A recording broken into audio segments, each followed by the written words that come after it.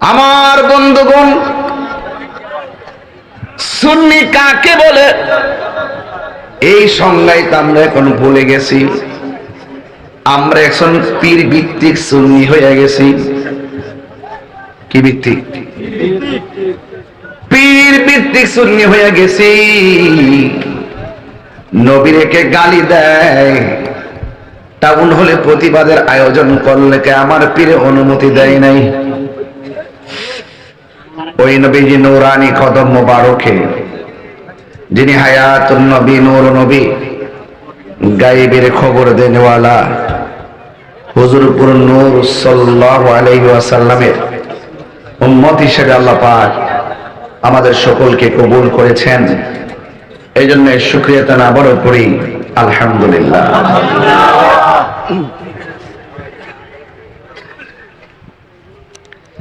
মাহফিলের শুরুতে আমাকে একটি কাগজ দিয়েছেন,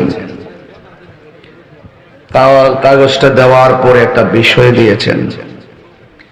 বিষয়টা হলো আল্লাহর হাবিব হুজুরপুর নূর সাল্লাল্লাহু আলাইহি ওয়াসাল্লামের প্রতি সাহাবায়ে কেরামের মহব্বত ও সামাজিক কিছু আলোচনা করার জন্য মাহফিল কমিটিদের বেঁধে দেওয়া বিষয় অনুযায়ী আমি কিছু কথা বলবো।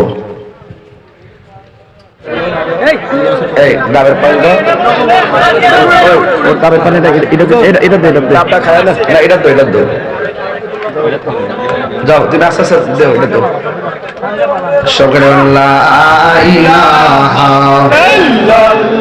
সবাই জিকিরের তালে তালে আল্লাহর রাসূলের মহব্বতে যে যা পারেন তা দান করে। একটা হাত যেন খালি না যা, কিপটামি করেন না।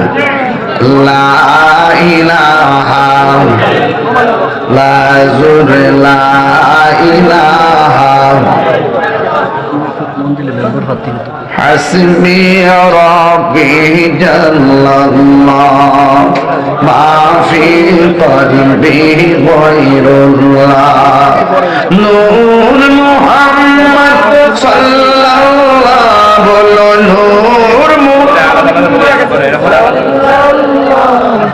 লা ইলাহা ইল্লাল্লাহ লা ইলাহা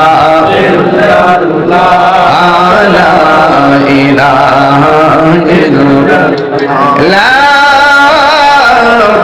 ইলাহা ইল্লাল্লাহ মুহাম্মাদুর রাসূলুল্লাহ সাল্লাল্লাহু আলাইহি ওয়াসাল্লাম। সকলে বলি আলহামদুলিল্লাহ। আজকে অনেকে চেয়ারম্যান প্রার্থী আছেন, অনেকে মেম্বার প্রার্থী আছেন। বিশেষ করে আমারও মুরিদ একজন আছে মনজিল, 7 নম্বর ওয়ার্ডের। সেও যুবক, খুব স্পৃহা আছে তার, সামাজিক ভাবে সব বিলাই দেওয়ার মন মানসিকতা আছে, সুন্নি এবং সামাজিক ভাবে চলাফেরা করে। তার জন্য দোয়া রইল, আপনারা পাশে থাকবেন ইনশাআল্লাহ। একটা জবান বন্ধ রাখবেন না, মহব্বতে মায়ার সুরে বলুন সুবহানাল্লাহ। ও আমার যুবক ভাইয়েরা, 10টা বেজে গেছে। বিষয়টা বড় দিয়েছেন, মজার বিষয়। নবীর ভালোবাসা যদি বুঝতে চান, আমার নবীর সাহাবায়ে কেরামের ভালোবাসার মাপকাঠি হাতে নিতে হবে। সাহাবা কাকে বলে জানেননি? সাহাবা মানে হলো সাথী, সাহাবা মানে হলো আপনজন, সাহাবা মানে হলো সঙ্গী। শরীয়তের পরিভাষায় সাহাবী তাকে বলা হয় যারা আল্লাহর হাবিব সাল্লাল্লাহু আলাইহি সাল্লামকে দেখেছেন ঈমানের সাথে, মনে প্রাণে দিলে ভালোবেসেছেন, আবার ঈমানের সাথে ইন্তেকাল করেছেন, এদেরকে সাহাবী বলা হয়। তাইলে ওই যুগটা ছিল সোনালী যুগ, কথা কোন ঠিক কিনা? আমার নবী সাহাবায়ে কেরাম সম্পর্কে বলেছেন, আসহাবী কান নুজুম, আমার সাহাবীরা হলো আকাশের নক্ষত্র তুল্য। নবীর একজন সাহাবী যার নাম হলো হযরতে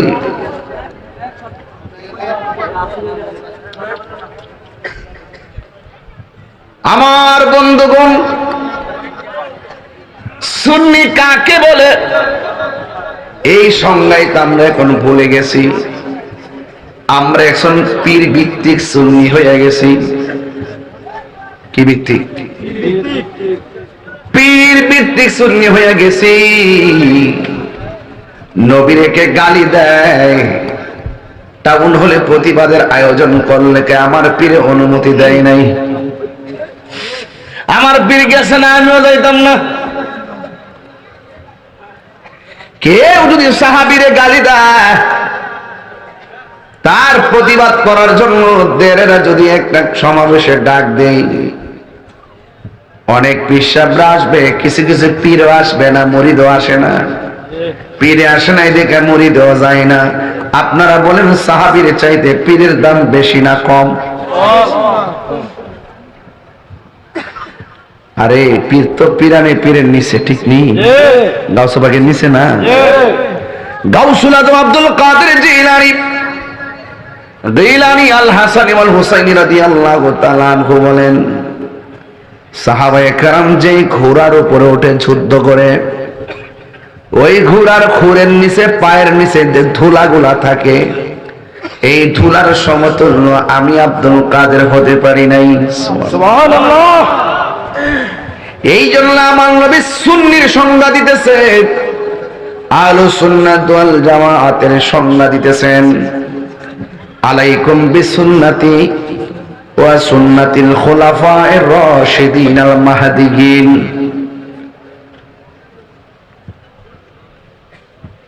যারা আমার সুন্নাহর উপর অটল থাকে আর খুলাফায়ে রাশিদিনের যে হেদায়েতের রাস্তা আছে, ওই রাস্তার মধ্যে যারা থাকে, তাদের ব্যাপারে আমার নবী বলেন, মান আলাইহি ওয়া আসহাবি, যারা আমি নবীর পথ এবং সাহাবায়ে কেরামের পথ মত অনুসরণ করে রে, এরাই হলো সুন্নি।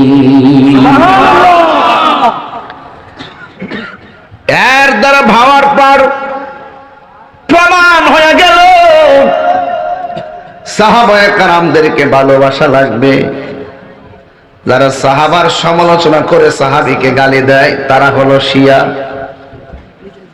আর যারা মৌলা আলীকে গালি দেয়, বিরোধিতা করে, তারা হলো খারিজি। আমরা খারিজিও না, শিয়াও না, আমরা হইলাম সুন্নির ঘরের সুন্নি।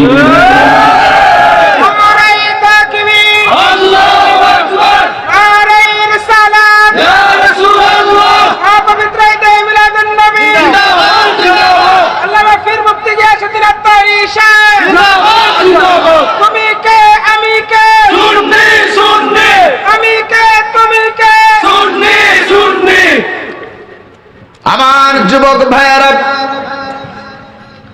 সাহাবায়ে কেরামের কথা বলছিলাম। সাহাবী সাধারণ জিনিস না রে বাবা। সাহাবী কারে কই জানেননি? যারা আমার নবীর জন্য জীবন দেওয়ার জন্য রাজপথে ঝাঁপিয়ে পড়েছে।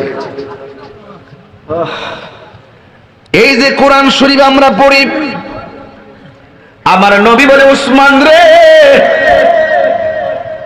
খন্ড খন্ড চামড়ার মধ্যে, পাতার মধ্যে, গাছের চামড়ার মধ্যে কোরআন লেখা আছে, সবগুলা তুমি একত্র করো। একত্র করলেন, করার পরে খন্ড খন্ড যেই পাণ্ডুলিপি আছে সবগুলো আগুন দিয়ে জ্বালাইয়া দাও। হযরত উসমান যুন্নুরাইন রাদিয়াল্লাহু তাআলা আনহু কোরআন রে একত্র করেছিলেন। এই জন্য উসমান যুন্নুরাইনের একটা উপাধি হলো জামিউল কোরআন, কোরআন একত্রকারী। যিনি আল্লাহর হাবিবের দুইটা কন্যাকে বিয়ে করেছেন। একটা কন্যার নাম হলো কুলসুম, আর একটা কন্যার নাম হলো রুকাইয়া। দুইটা কন্যা সন্তানকে বিয়ে করেছেন। আল্লাহর হাবিব ওই সাহাবীকে কেমন ভালোবাসতেন? আল্লাহর হাবিব সাল্লাল্লাহু আলাইহি ওয়াসাল্লাম বলেন, ও জগতের মানুষ, আমার যদি আরেকটা মেয়ে থাকতো রে, আমি দুইটা কন্যাকে আমার উসমানের কাছে বিয়ে দিয়েছি, আমার যদি আরেকটা কন্যা থাকতো ওই কন্যাটাকেও আমি উসমানের কাছে বিয়ে দিতাম। ওই শুধুমাত্র সাহাবারা এই নবীকে ভালোবাসে নাই, সাহাবাদের তারিফ আমার নবী নিজে করেছেন। সুবহানাল্লাহ। হায় হায় রে, নবী পাকের পর সাহাবায়ে কেরাম খোলাফায়ে রাশিদিন, আবু বকর নামটা যে কি জিনিস।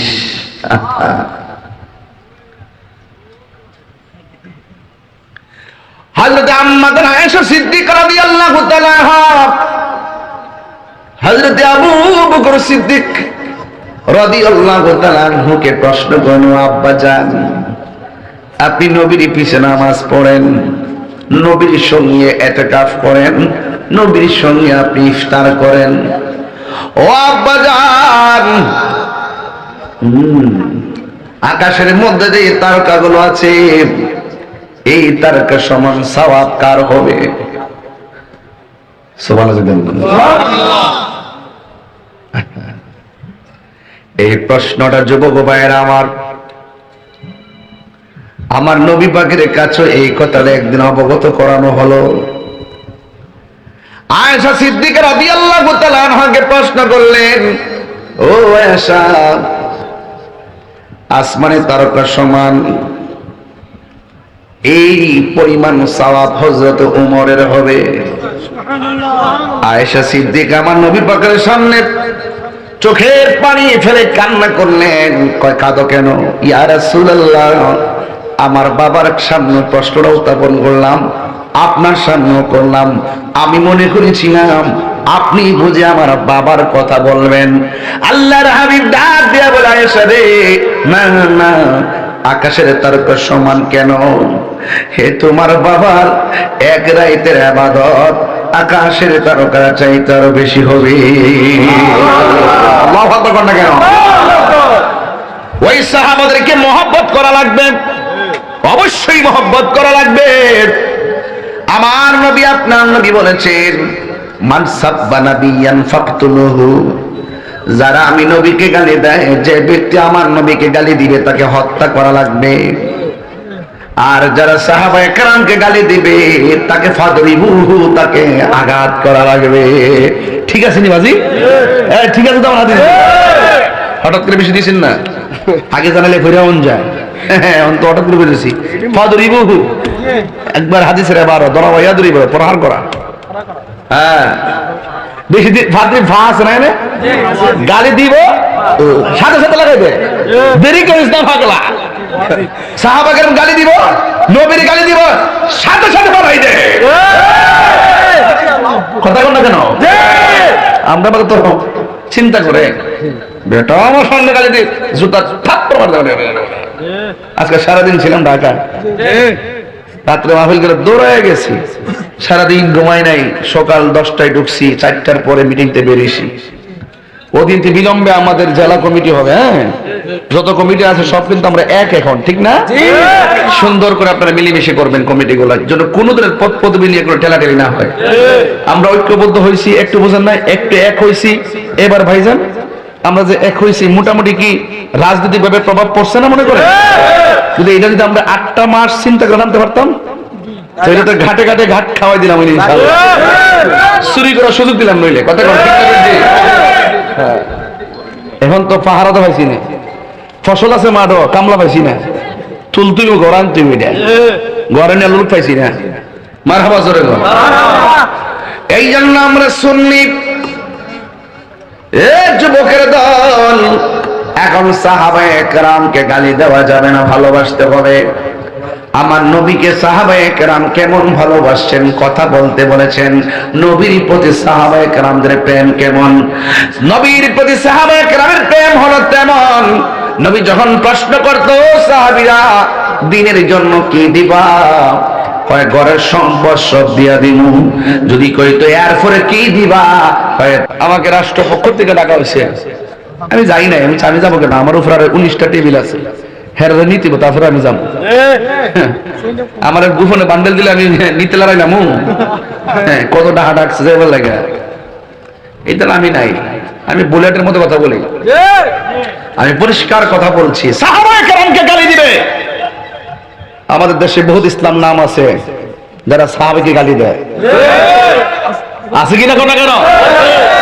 যারা জান্নাতের টিকিট বেছে বাপ দাদারা সাহাবায়ে কেরামকে গালি দিয়েছে। অনেকে বলে যে ধর্ম নিয়ে আমরা বাড়াবাড়ি করে রাখ বেটা, তোর বাপ কি কইছে শোনস নাই?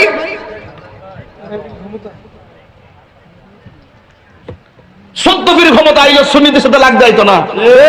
আর অন্য কেউ জানে না, ধর্মীয় দল তারা জানে আমরা সুন্নিদের সংখ্যা লোগো না, আমরা তো সংখ্যাগরিষ্ঠ। রাজনীতিরা ভাবিরা না জানো, কিন্তু ধর্মীয় দল বাংলাদেশে যারা আছে তারা ভালো করে জানে আমরা এই দেশে বেশি আশা পানি না। কথা বলেন আল্লাহু আকবার, নারে রিসালাত, ইয়া রাসূলুল্লাহ, আহলে সুন্নাত ওয়াল জামাত জিন্দাবাদ জিন্দাবাদ, খেলাফত মাওলানা বীর মুফতি গাউসউদ্দিন তাহেরি সাহেব জিন্দাবাদ জিন্দাবাদ। এই ফরিদ ভাই কথা কি ঠিক আছে কিনা কথা না? এরা জানে ভালো করে আমরা দেশে এই দেশে সংখ্যাগরিষ্ঠ, এই দেশে 65% মানুষ যে কোনো সেক্টরে যেমন লোক পাবেন সুন্নি, কিন্তু দেখা গেল আমরা রাজপথে গাড়ি ভাঙতে পারি না দেখা, আগুন লাগাইতে পারি না দেখা, হুমকা দিতে পারি না দেখা, মানুষ মারতে পারি না দেখা, রাষ্ট্রের কাছে গুরুত্ব নাই। আজকে যারা মানুষ মারার মানুষ হত্যা করে দেশকে অস্থির করে তাদেরকে মূল্যায়ন দেয়। কথা ঠিক না?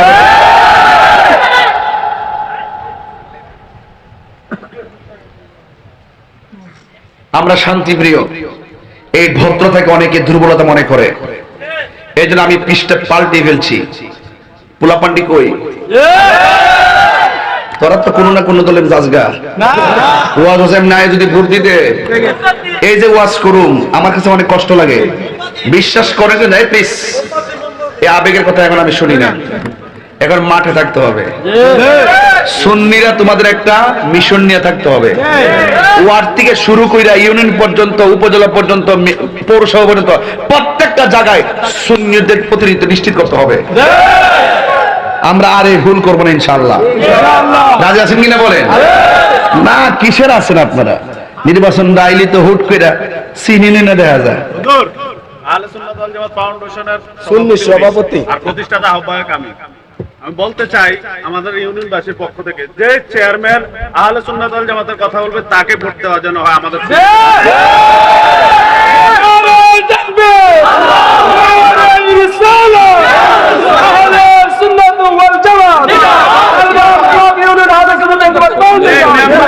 আমাদের পক্ষে কথা বলবে সেই মেম্বারকে ভোট দিবে। আর যে মুনাফিকি করবে তাকে যেন ভোট না দেওয়া। মুনাফিককে চেয়ারম্যান চাই না। সুন্নি জামাতের পক্ষে কথা বলবে আমরা তাকে ভোট দিব। ঠিক আছে, শুনেন একটা কথা বলি। গত কয়েকদিন আগে এক মাহফিলে গেছি। আমরা কিন্তু অনেকবার কিন্তু ওয়াজ মাহফিলে ধর্মের আলোচনা ফাঁকে যদি রাজনীতি কথা কইতাম না, তখন আমরা আগে কইতো রাজনীতি কথা কই না, সমস্যা আছে কইতনি। আমার ওই দিন ধরছে এইভাবে ধরার পর আমি উত্তরটা কি দিচ্ছি জানেননি? যে আমার যারা দাওয়াত করছে হেরা 1 বছর আগে দাওয়াত করছে, বাড়ি বাড়ি ঘুরা ঘুরা, দোকানে দোকানে ঘুরা ঘুরা, দেশ বিদেশে ঘুরা ঘুরা টেহা কালেকশন করছে। এদের ফরের টেহা দিয়ে প্যান্ডেল ম্যান্ডেল সাজাইছে, সাজায় আমার দাওয়াত করছে। এই মাঠ আমরার মাঠ, আমরা রাজনীতি কথা আমাদের রাজনীতি আমরা বলবো। আপনিও তো রাজনীতি করেন, আপনি মাঠ সাজা আপনি যাই করেন। আমরা আপনার সম্মান দিয়ে স্টেজ আনছি দিকে নাইছে না, আনলে কি অসুবিধা আছে? এরপরে বুঝছে দাঁড়াই যাবেন, কথা বলবেন। এখন না বললে মনে করেন আপনি বেকুবের বুকার স্বর্গে বাস করেন। আপনাকে কথা বলতে হবে। আমি দেখেন আরেকটু আমাকে সুযোগ দেন, আপনাদের জন্য অনেক ভালো সুখবর ইনশাআল্লাহ আমি নিয়ে আসবো। একটু সুযোগ দেন, আর কিছু লাগতো না। শুধু সিদ্ধান্তটা নেন যে আমরা সুন্নিরা এক থাকবো, যেদিকে যাবো একদিকে যাবো। আজকে দেখেন তো তারা কি বলে, নবীর আব্বা আম্মা জাহান্নামী।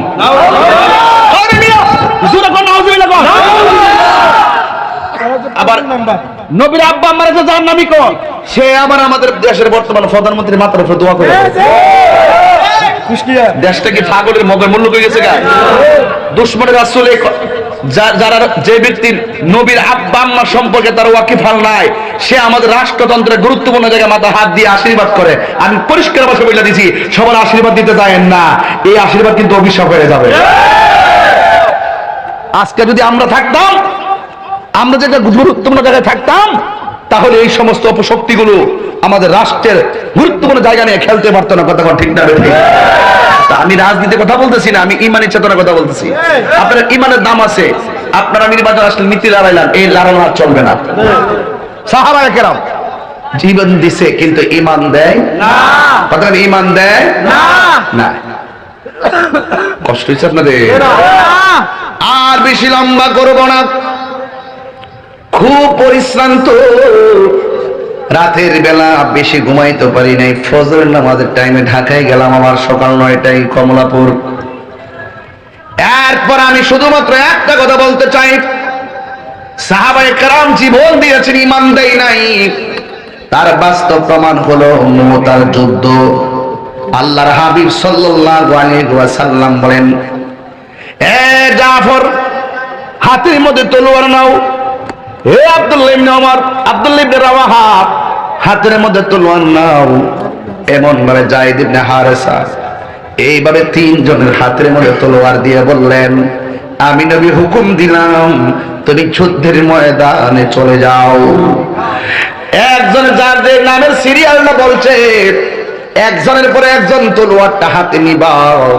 এমন ভাবে তারা যুদ্ধের ময়দানে চলে গেল। যাওয়ার পরে নবী যার হাতে তলোয়ারটার পতাকাটা দিয়েছে, ইতিহাস প্রমাণ করে, হাদিস মোবারক প্রমাণ করে, যুদ্ধের ময়দানে সে যুদ্ধ করতে করতে ওই সাহাবীটাই প্রথম শহীদ হয়ে গেছে। এর দ্বারা প্রমাণ হয় আমার নবী গায়েবের খবর দেনওয়ালা। বিশ্বাস হয়নি আপনাদের?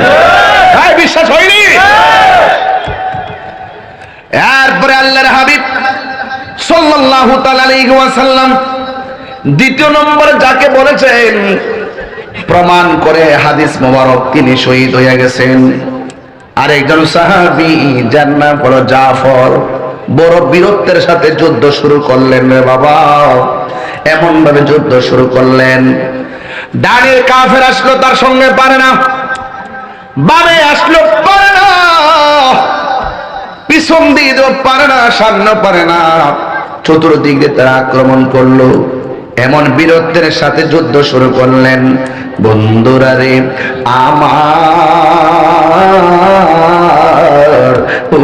আমার ভাবার পার বন্ধুরা, একটা বিয়াদব আয়েশা হযরত জাফরের এই ডান হাতের ভিতরে এমন জোরে একটা কোপ মারছে, ডান হাতটা অর্ধেক কাইটটা ফেলাইছে।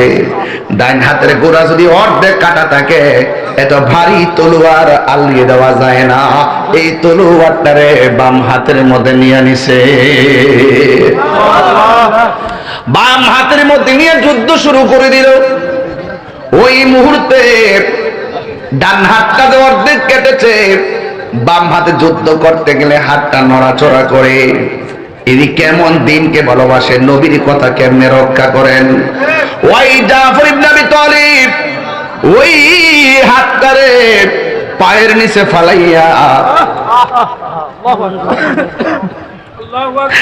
টান্দা হাতটারে ছিঁড়া ফলাইছে, টান্দা ছিঁড়া ফলাইছে। প্রেম কাকে বলে রে? টান্দা হাতটা ছিঁড়া, বাম হাতের মধ্যে তলোয়ারটা লইয়া যখন যুদ্ধ শুরু করে দিল, বিয়াদবরা তারে ছাড়ে নাই। বাম হাতের মধ্যে একটা আঘাত কইরা দেহ থেকে হাতটারে আলাদা করে দিল। এরপরে দুই হাত নাই, কি করব? তলোয়ারটা পড়ে গেছে। হাদিস প্রমাণ করে হযরতে জাফর রাদিয়াল্লাহু তাআলা আনহু নিজের দাঁত দিয়া কামড় দিয়া তলোয়ারটারে ধইরা দাঁড়ায় গেছে। চিৎকার মেরে কি আল্লাহু আকবার বলা যাবে না? দাঁত দিয়ে কামড় দিয়া দাঁড়াইয়া গেছি। বিয়াদবরা একের পর এক উপর জুড়ি এমন আঘাত করলো, সাহাবায়ে কেরাম আস্তে হযরত জাফর ইবনে আবি তালিব আস্তে আস্তে তিনি মাটির মধ্যে পড়ে গেল। ও বন্ধুরে, নাই নাই, আমার জাফর নাই। আল্লাহর হাবিব এই জাফর সম্পর্কে তিনি কি বলছেন শুনে যান। আল্লাহর হাবিব বলে, হাসরের ময়দান যেদিন কায়েম হবে, যেই দিন মানুষ নাফসি নাফসি বলে কাঁদবে, মিজানের পাল্লা টান দেওয়া হবে, আমি নবী সিজদায় পড়ে যাব, সবাই রে সুপারিশ করে যেদিন আমি জান্নাতে নিয়ে যাব। সুবহানাল্লাহ করে রে। নবী সুপারিশ করার ক্ষমতা আছে না নাই? আর বড় করে আছে না নাই? আয় হায়। আল্লাহর হাবিব বলেন, যেই দিন মানুষ নাফসি নাফসি বলে কাঁদবে, নিজের কানে নিজেরা সাঁতার কাটবে, ওই কঠিন মুসিবতের সময় আমি নবী থাকবো সামনে, আমার পিছনে থাকবে আমার উম্মতেরা, এর পিছনে থাকবে অন্যান্য নবীরা, নবীর উম্মতেরা। আমি যখন সবাই নিয়ে রওনা দেব, আমার সব উম্মত অন্যান্য নবীগণ নবীদের উম্মতের মাথার উপর দিয়া একটা মানুষ সবাই হেঁটে হেঁটে জান্নাতে যাবে, আর একটা মানুষ ওই দুই হাতের মধ্যে দুইটা নূরের ডানা লাগাইয়া দিবে, আর তিনি উপর দিক দিয়ে উড়ে উড়ে জান্নাতে যাবে। এই সাহাবী কেউ না, এই সাহাবী হলো আমার সাহাবী হযরতে জাফর।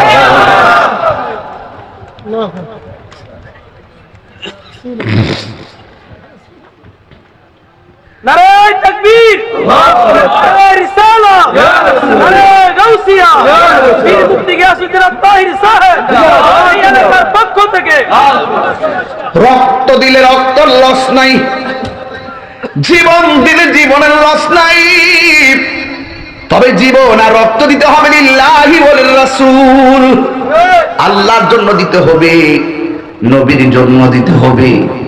এবার ওই সাহাবী দুনিয়া থেকে বিদায় হয়ে গেল। এরপরে তলোয়ারটা একটা সাহাবীর হাতের মধ্যে নিলেন, যাকে বলা হয় সাইফুন মিন সুয়ুফিল্লাহ, যাকে আল্লাহর তরবারি সমূহের মধ্যে একটা তরবারি বলা হয়, যার নাম হলো হযরতে খালিদ ইবনে ওয়ালিদ। আপনি কি মনে করেন শহীদ ফারুকে চলে গেছে, সব থেমে গেছে? না, রক্ত কথা বলে, হকের ধারা রক্ত কথা বলে, খাজা বাকি বিল্লার তাজদীপ্ত ঈমানী কণ্ঠ কথা বলে, আল মাওলানা রইসুদ্দিনের রক্ত কথা বলে, আল্লাহ শহীদ ফারুকী রক্ত কথা বলে, রহিমউদ্দিনের রক্ত কথা বলে, শেরে বাংলার রক্ত কথা বলে।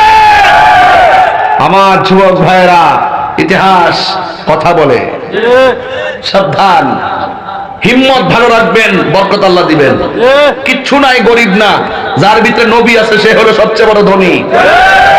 আমাদের ভিতরে আমাদের টাকা কম হতে পারে, আমাদের চেহারা জীর্ণ শীর্ণ নগণ্য হতে পারে, কিন্তু সুন্নিদের বুক ভরা নবীর ভালোবাসা আছে, আছে কিনা বলেন?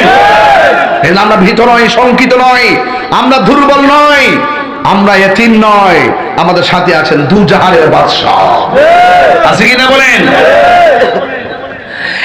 এরপরে হযরতে খালিদ ইবনে ওয়ালিদ হাতের মধ্যে তলোয়ারটা নিয়েছে, নিয়ে তিনি এমন ভাবে যুদ্ধ শুরু করে দিলেন। সবাই আমার সাথে একটা টান দেন না বন্ধুরা রে,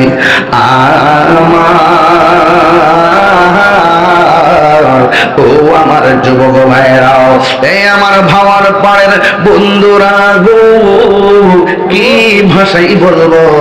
এবার হযরতে খালিদ ইবনে ওয়ালিদ হাতের মধ্যে তলোয়ারটা নিলেন।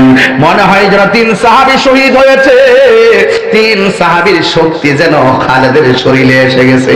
জোরে জোরে কি সুবহানাল্লাহ বলেন। 3 সাহাবীর রক্ত শক্তিতে পরিণত হয়ে গেছে, সুখ শক্তিতে পরিণত হয়ে গেছে।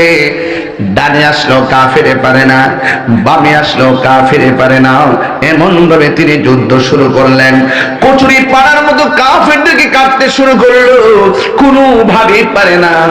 90% যুদ্ধের ফলাফল খালিদ ইবনে ওয়ালিদের নেতৃত্বে মুসলমানদের পকেটে চলে এসেছে। যুদ্ধের বিদায়ী বেলা একটা ঘটনা ঘটে গেছে, এই ঘটনাটা শুনলেই দেখবেন নবীর শান বুঝবেন। ইন দি মিন টাইমে আমার নবী, আপনার নবীর সাহাবী হযরত খালিদ ইবনে ওয়ালিদ 90% যখন যুদ্ধের ফলাফল মুসলমানদের পকেটে চলে আসলো, আসার পর হঠাৎ কইরা খালিদ ইবনে ওয়ালিদ পিছন দিক দিয়ে পলাইতে শুরু করলো, পিছন দিক যাইতে শুরু করলেন।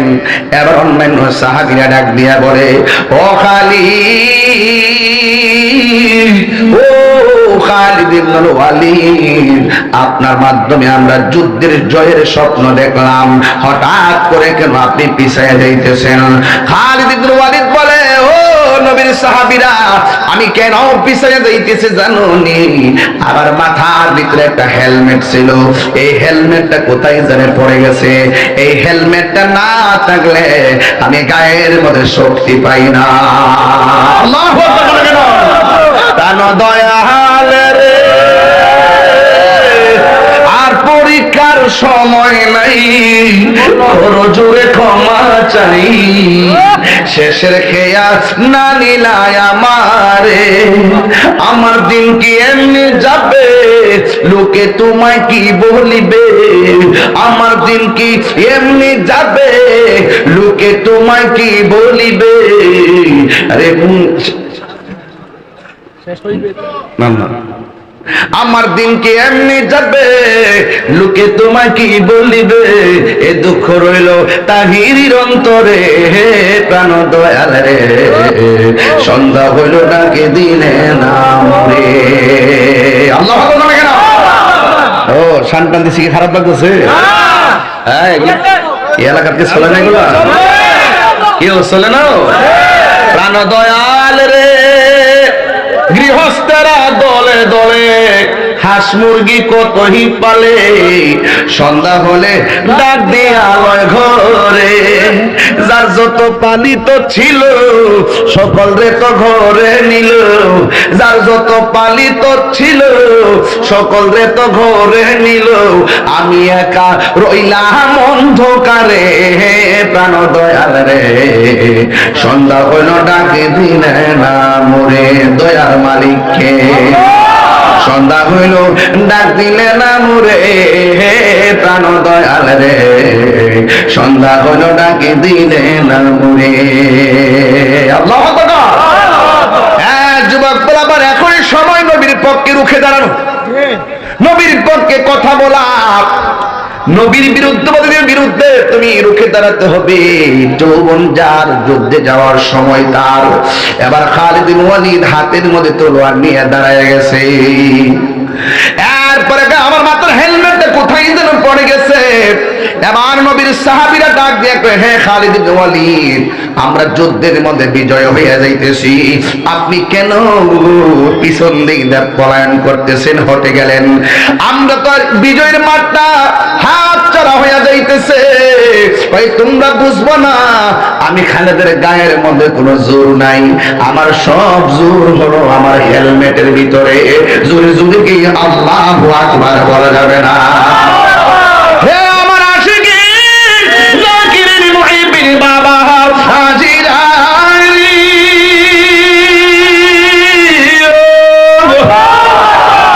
ও বাবার পরের বাবা,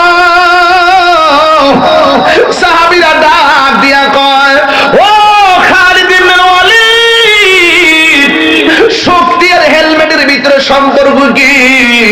আমার হেলমেটটা বিছানা বাইর করে দাও। এবার সবাই মিলে দেখতেছে ধুলার ভিতরে হেলমেটটা মাটি হয়ে গেছে। হেলমেটটা পাওয়ার পর যেই মাত্র মাথার মধ্যে হেলমেটটা লাগাইছে, আবার সাথে সাথে তলোয়ারটা লইয়া দাঁড়ায়া গেছে। জাননি মন খালে বিলে থাকে না মিন, জল সকালে কি আর হবে পাতাল দিলে। যদি মোহনাশক না থাকে, যদি মোহনাশক না, সময় গেলে সাধন হবে না। ওর মন সময় গেলে সাধন। একটা ভাই সামির হামজা, হ্যাঁ কেমনে কথা এত মা বইনা শাসিনি এই সংসদ ত্যাগ রুমিন ফারহানা পারে, এই যে ওনারে একটা মায়ের জাত তো এমন ভাবে বলে বইছে বুড়ি বিল দূর বড় এই কথা হইল। তারে সুকুস কইরা দণ্ডবিধি দিয়া তার জরিমানা করা দরকার ছিল। কথা ঠিক না বেটি, মেজাজটা আরাম হয়ে যায়। যাই হোক মাত্র ইত্যা আমি যাই। আমি বাবারে কইতে কইতে দোষ হয়েছি, যে কনা হের দোষ না, যে ক হের দোষ বেশি। কথা কোন ঠিক না বেটি, কোনি ঠিক আছে নি কথা না? এ কি সংসদ কি নারীদেরকে নিয়ে মহিলাদেরকে নিয়ে কি বাজে বাজে কথা বলছে, আমার কাছে খুব খারাপ লাগছে এই কথা। ছোট হলো তো মায়ের জাত, কথা বড়ের জাত মায়ের জাত সম্মান দিয়ে কথা বলছি। এরা নাকি বলে আমার মুখ দায়িত্ব, হ্যাঁ মা বোনকে সম্মান দিয়ে কথা বলছি। কথা কন ঠিক না বেটি? আমার পরিষ্কার করতে পারলা। আল্লাহ আকবার জোরে কর। এই সংসদ আল্লামা তাহিরিদের জন্য আল্লাহ কবুল করুন। সুন্নিয়ত আল্লাহ কবুল করুন। কাঁচা মহিলারা প্রজেক্টরে দেখতে আছে, কি দিছ ওর থেকে একটা রিকোয়েস্ট দিছে আজান দিতে, মানে মহিলার প্রজেক্ট। আচ্ছা ঠিক আছে, এরা কইছে আদি মনে আজান যা আমি সারা কাল লেগে এসেছি। মারহাবা করলে গেলে গা আগে বাবা ওয়াজটা শেষ করি, আবার ওয়াজের একটা ফিনিশিং দেই। হ্যাঁ সবাই কোন আল্লাহু আকবার। পারে কে যাবি নবীর নখাতে আই, সুবহানাল্লাহ করে রে। পারে কে যাবি, এবার আমি 19 বছর আগে গাইতাম, প্রথম দিন ওয়াজ সিদ্ধি গাইতাম। পারে কে যাবি নবীর নখাতে আই, রূপ কাষ্টেরি নৌকা খানি, রূপ কাষ্টেরি নৌকা খানি নাই ডোবার ভয়। পারে কে যাবি নবীর নৌকাতে আই, পারে কে যাবি নবীর নৌকাতে আই। নবী না মানে যারা 100% ডাব্লিউ তারা।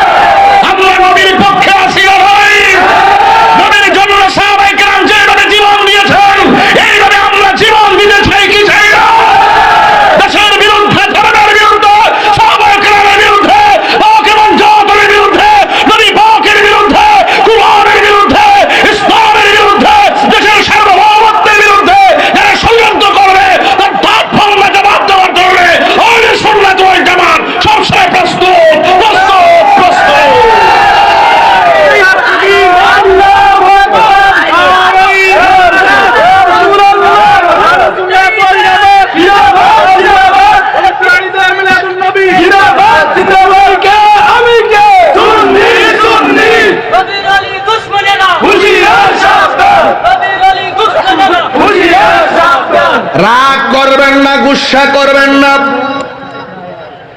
আমি বলেছি খালিদ ইবনে ওয়ালিদ মাথার মধ্যে যখন হেলমেটটা লাগাইলো শক্তি কি বাড়ছে না কমছে? শক্তি কি বাড়ছে না কমছে? নবীর প্রেম যার অন্তরে সে হলো ধনী ধনী, জোরে কোন ঠিক কিনা?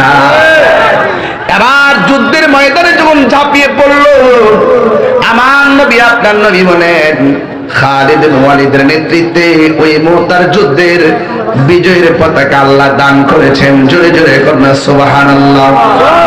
তারপর আমার বাবা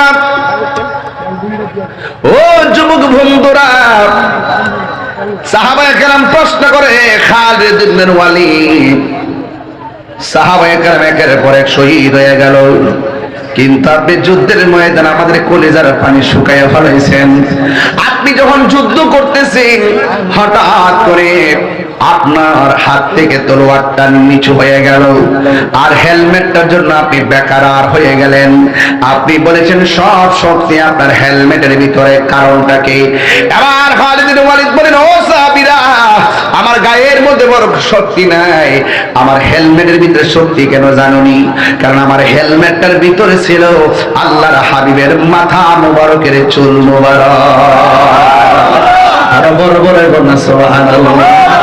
যেই নবীর চুল মুবারক মাথার হেলমেটে রাখলে বরকত হয়ে যায়।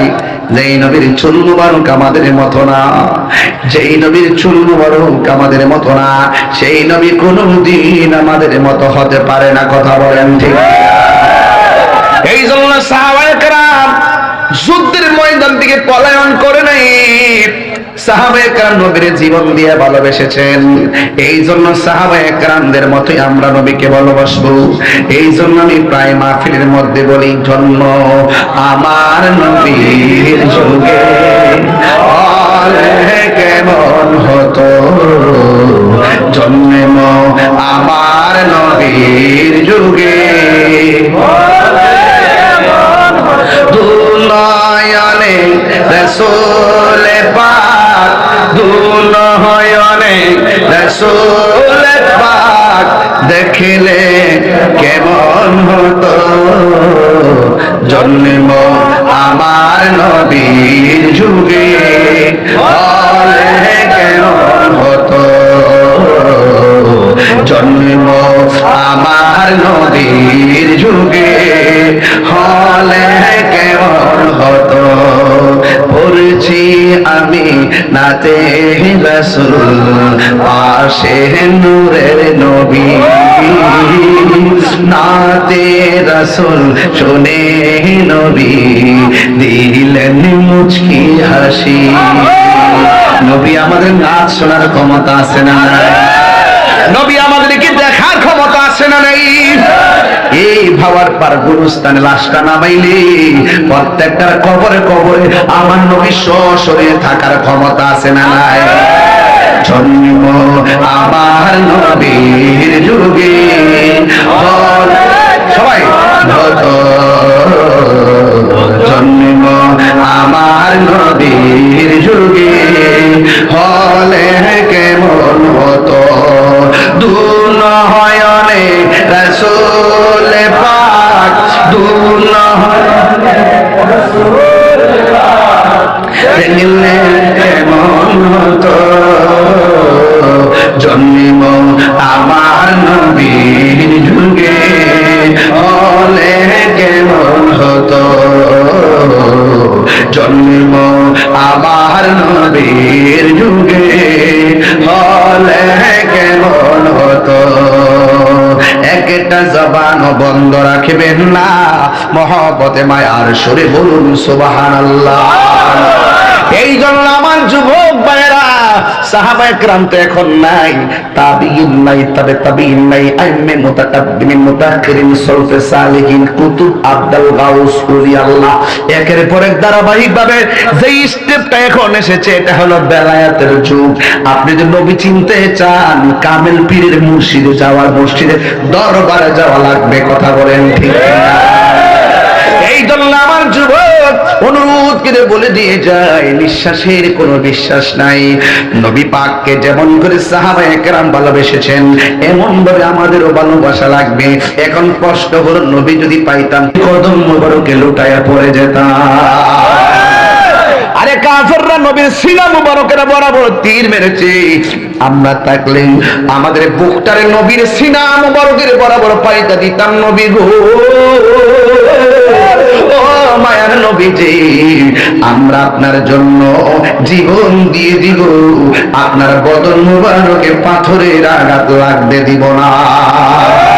পলকে জীবন দিয়ে যদি নবী তুমি যাও, ও গো আর জিয়া আমার এই জীবনে একবার দেখা দাও। কারণ দেখতেছো নবীরে, এটা হাত আর জিয়া আমার এই জীবনে একবার দেখা দাও, হাবিবি ইয়া রাসূলুল্লাহ হাবিবি ইয়া হাবিবাল্লাহ হাবিবি ইয়া রাসূলুল্লাহ হাবিবি ইয়া হাবিবাল্লাহ জোরে জোরে কি আল্লাহু আকবার বলা যাবে না? এই জন্য সাহাবায়ে কেরাম কি নামাজের পক্ষে না বিপক্ষে?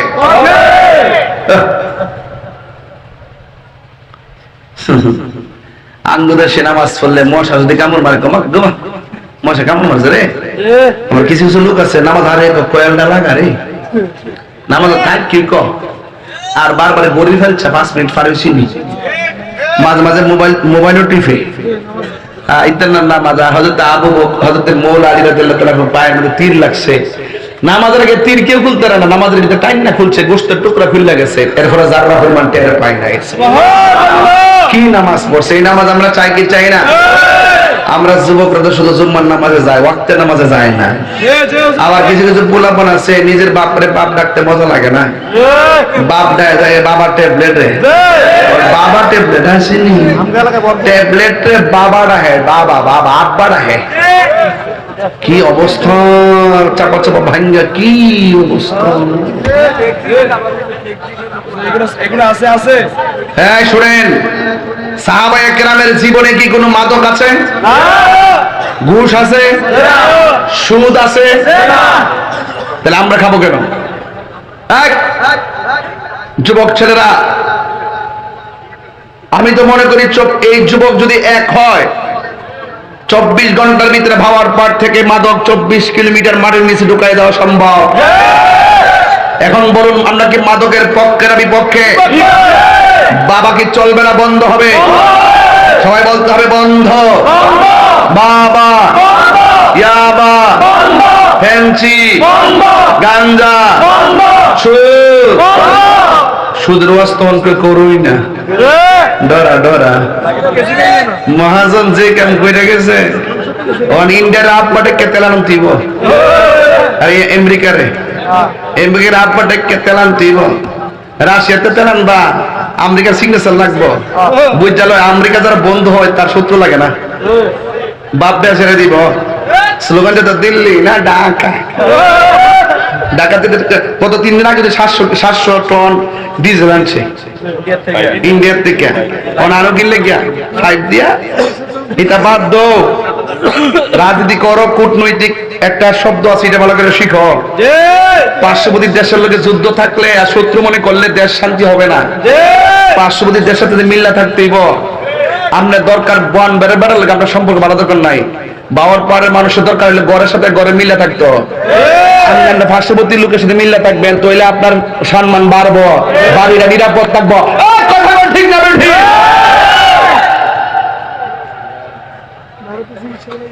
খালি বাংলাদেশ আর ইন্ডিয়া খেলা হইলে বাংলাদেশ জিতলে আমার খুশি লাগে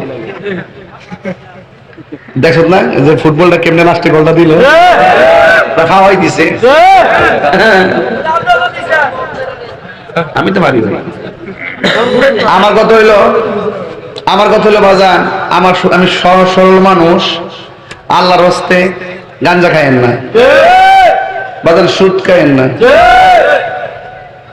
ঘুষ খায়েন না গীবত করেন না চুরি করেন না আর আমাদের দেশে ঢুকে গেছে বাবা তো ঢুকছে বাবা পকেটে লয়ে ঘুরে আর আমাদের দেশে পুলিশ প্রশাসন গ্রামের বাবা করে খুঁজে আমি পরিষ্কার বলতে চাই আগে চুলু পুটি বোঝা দরকার না আপনি গডফাদার টিরে ধরেন সব ঠিক হয়ে যাবে কোন রাস্তা দিয়ে আয়ে কেডা ফাড়া এই নেতাগুলা কিন্তু আমরা জানা শোনা আছে কি না কোন সমাজের কোন বড় ভাইরা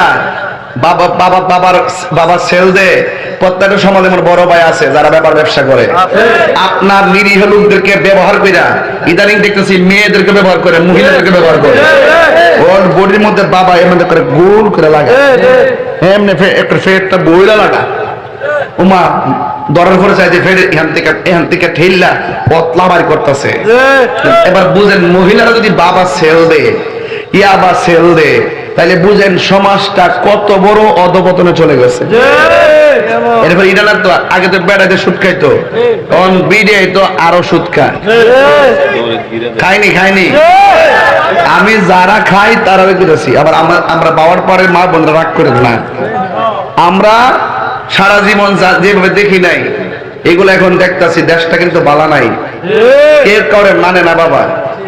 যারা সবাই শুধু ক্ষমতা চায়, চেয়ার চায়, দেশকে ভালোবাসা কেউ আন্দোলন করে না, সব নিজের স্বার্থে আর লাভে আন্দোলন করে। এটা আমরা বুঝতাছি।